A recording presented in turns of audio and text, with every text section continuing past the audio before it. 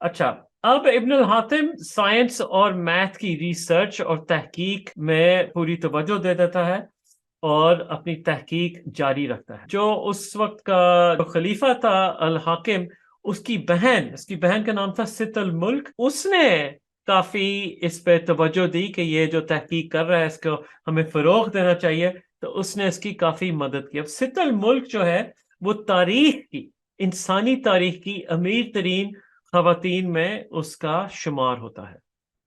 اب ابن الحیثم روشنی کی تحقیق پر لگ جاتا ہے۔ اس وقت تک الحاکم سن 1016 میں اپنے آپ کو خدا کہنا شروع کر دیتا ہے اور ایک مذہب ایجاد کرتا ہے جس کو ڈروز کہتے ہیں۔ اس مذہب کا یہ بانی بنتا ہے۔ 13 فروری سن 1021 میں چہل قدمی کرتے ہوئے یہ کہیں غائب ہو جاتا ہے، الحاکم بالکل غائب ہوتا ہے۔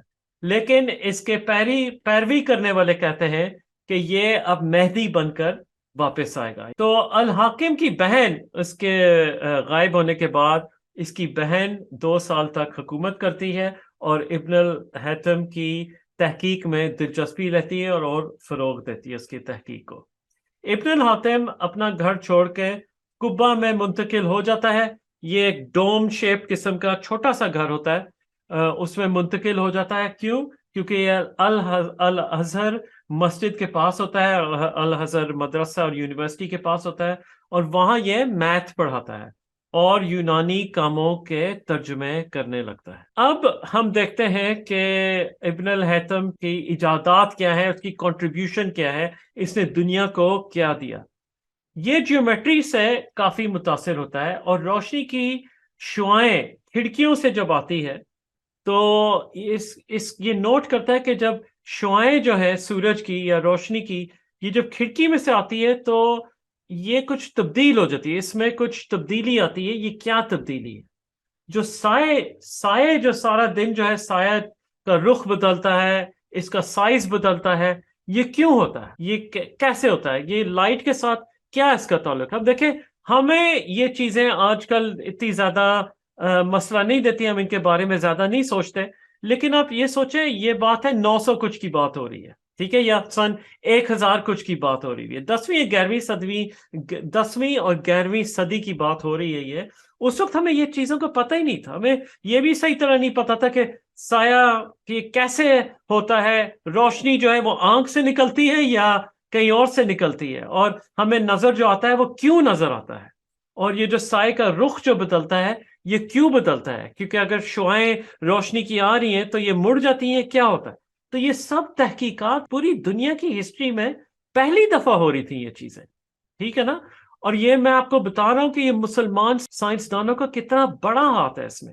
دیکھیں، یہ بنیاد رکھی مسلمان سائنسدانوں نے، انہوں نے ٹھیک ہے گریک، یونانی اور مختلف جگہوں سے جو ہے میتھ اور اس وقت تک کا جو نالج تھا وہ انہوں نے اکٹھا کیا، یہ مسلمانوں نے اکٹھا کیا، اور پھر اس نالج کی بنیاد پر انہوں نے نالج کو، تعلیم کو اور آگے دیا، اور پھر یورپ کو دیا۔ یہ 1000 سال کا میں آپ کو ہسٹری بتا رہا ہوں، آہستہ آہستہ ہم تبھی صرف 9ویں 10ویں صدی تک پہنچے ہیں، ہم 20ویں صدی تک جائیں گے انشاءاللہ۔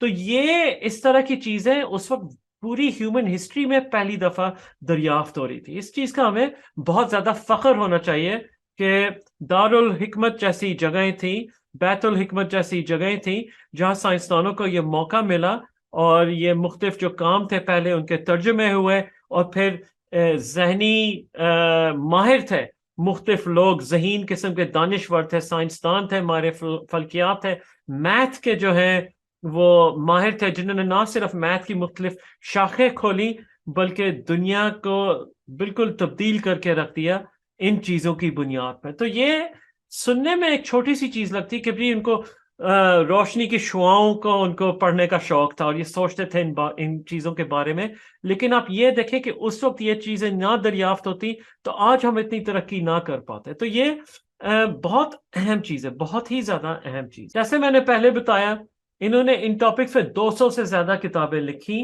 زیادہ تر ضائع ہو گئی ہیں، لیکن روشنی پہ 7 جلدیں ان کی وہ بچ گئی تھیں۔